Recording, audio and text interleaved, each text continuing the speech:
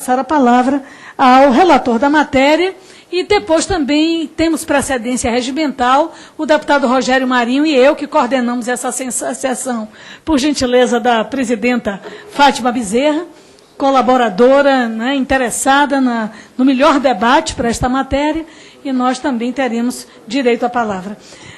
Com a palavra, o nosso jovem relator, Danilo Forte, deputado federal, PMDB, Ceará. Muito obrigado pelo jovem. Boa tarde a todos e a todas. Boa tarde.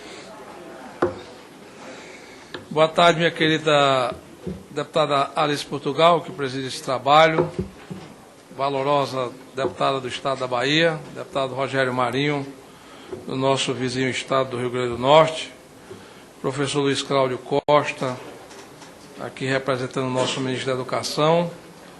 Professor Dr. João Batista de Souza, Dr. Gustavo Romero e essa jovem, bela e ardorosa líder, Leia de Souza Oliveira, da FASUBRA.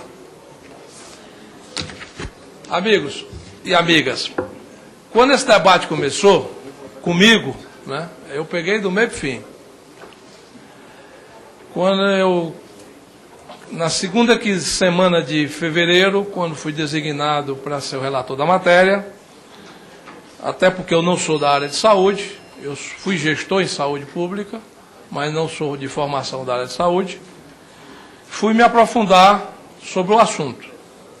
E o primeiro lugar que eu fui buscar informações foi lá de onde eu vim. Bati as portas da Universidade Federal do Ceará, a minha escola, a quem eu devo muito na minha formação, inclusive de caráter, e fui recebido pelo reitor, Dr. Josualdo Farias, e junto com todo o corpo clínico do Hospital de Clínicas da Maternidade Escola Assis Chateaubriand e pelos diretores da Faculdade de Medicina da Universidade Federal do Ceará.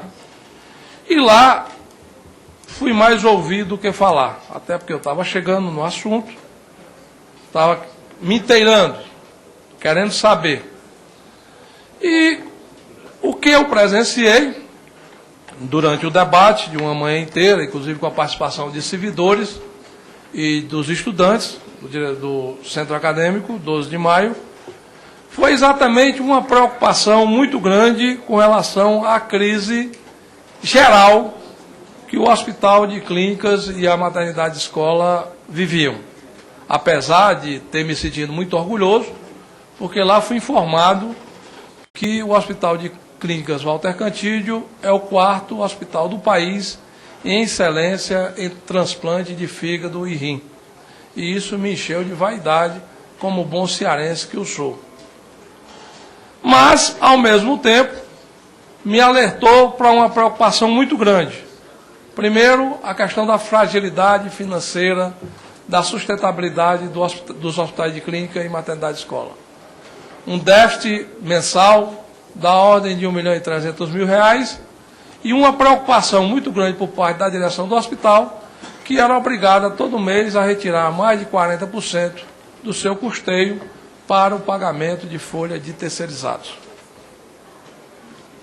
Aprofundando o debate, o que nós fomos percebendo é que essa característica ia se repetindo a cada um dos locais que a gente visitava e com cada um dos protagonistas com os quais a gente conversava sobre a matéria. Tive reuniões com a Andifes, com 9 reitores na minha sala, representando a Andifes. Tive reuniões com diretores de diversos hospitais universitários do país.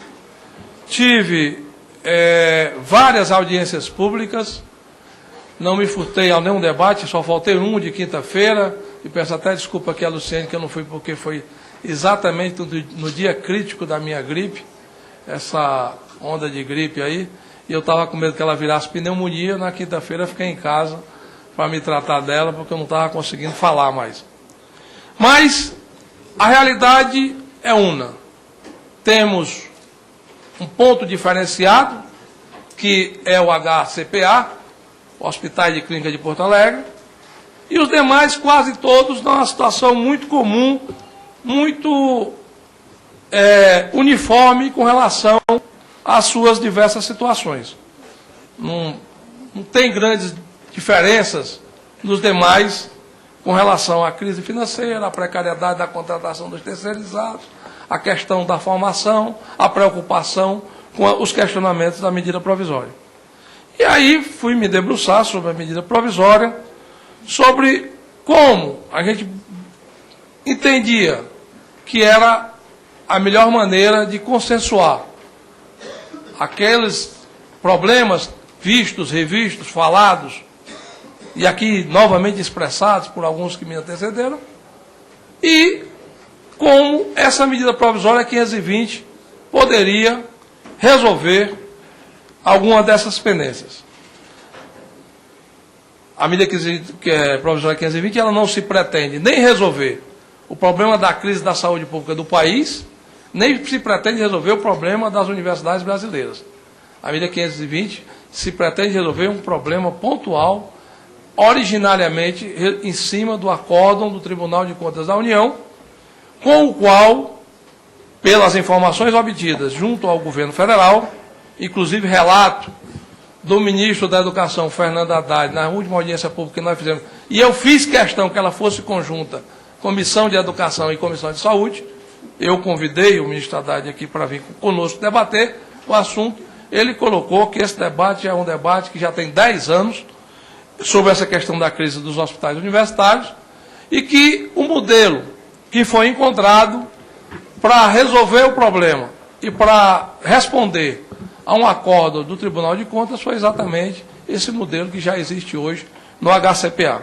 E aí, mais uma vez, tomamos a iniciativa de convidar todos os deputados da Comissão de Educação e da Comissão de Saúde para que fizéssemos uma visita ao HCPA em Porto Alegre. E lá me deparei com uma realidade totalmente diferente do que eu tinha visto nos demais locais que eu visitei. O HCPA é tido, inclusive lá relatado, como um dos 5 melhores hospitais do país. E todas aquelas preocupações que nós levamos das audiências públicas, dos debates com os quais nós fizemos, foram plenamente respondidas satisfatoriamente. O corpo clínico de direção do hospital é todo ele preenchido pelos professores concursados da Faculdade de Medicina, são 256 professores que direcionam todo o trabalho que é feito ali na complementação do ensino em sala de aula. A forma de escolha do corpo diretor do HCPA é feita pelo Conselho Universitário, após uma eleição entre os professores e os servidores do HCPA, levada ao reitor e ao Conselho Universitário para aprovação.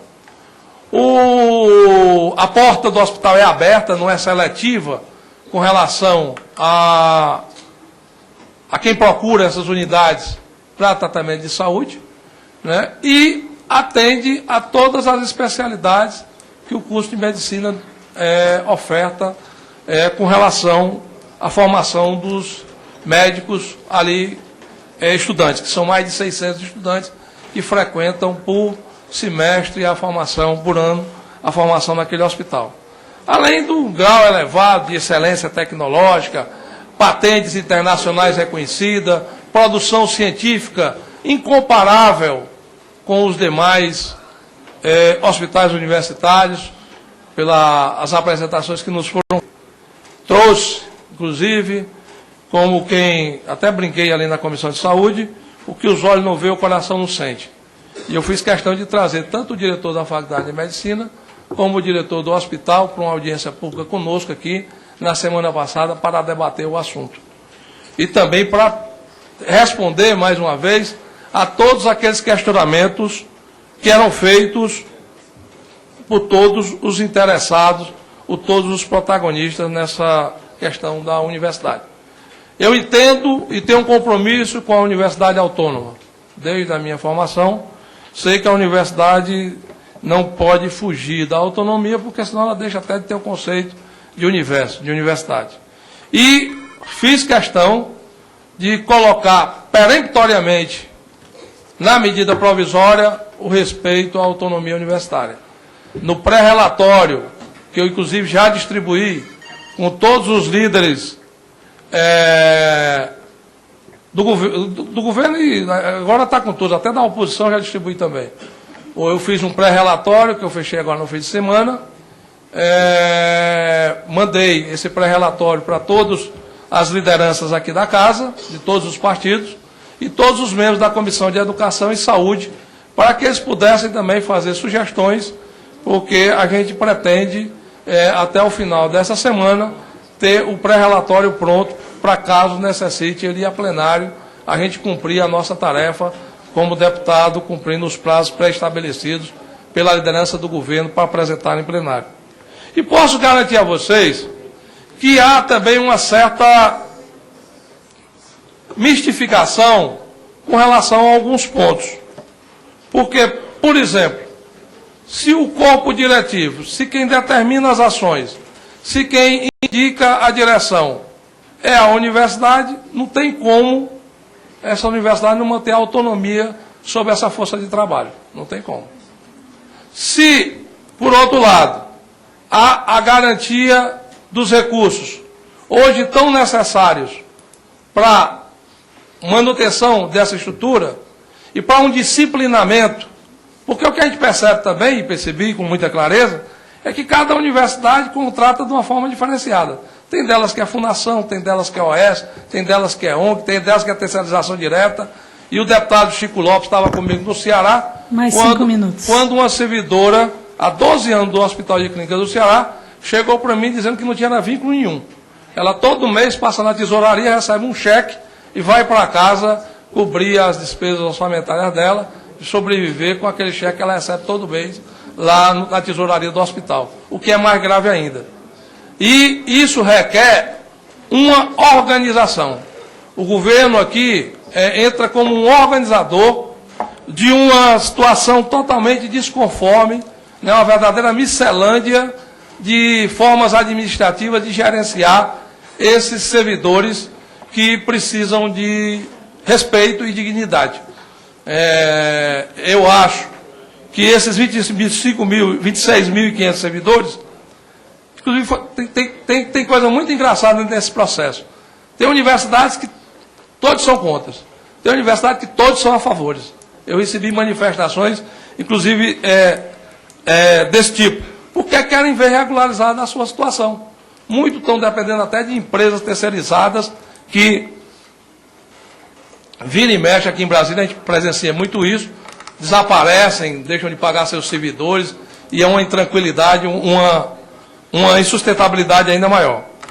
Cada contrato, cada convênio entre a universidade e a EBC terá uma formatação própria, em cima daquelas demandas daquela universidade e em cima do que o Ministério coloca como importante dentro dessa contratação. A EBC terá um estatuto, o que nós estamos votando aqui na medida provisória é uma autorização para que o Executivo possa criar essa empresa. O Poder Legislativo não cria empresa, quem cria empresa é o Poder Executivo.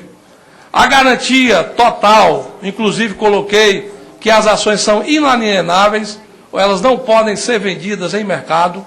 Né? Fiz questão de fortalecer no corpo da medida do projeto de lei que as ações não podem ser comercializadas, ou seja, elas são 100% da União, a empresa é 100% pública, né, sem ter possibilidade de comercialização.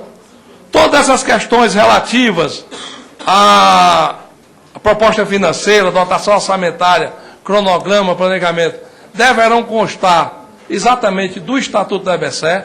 O controle social está garantido com a participação do Conselho Federal de Medicina, com a participação do Conselho Nacional de Saúde, com a participação da FASUBRA, com a participação, que vai ser convidada, é lógico que se a FASUBRA não quiser ir, ela não vai, com a participação da OAB.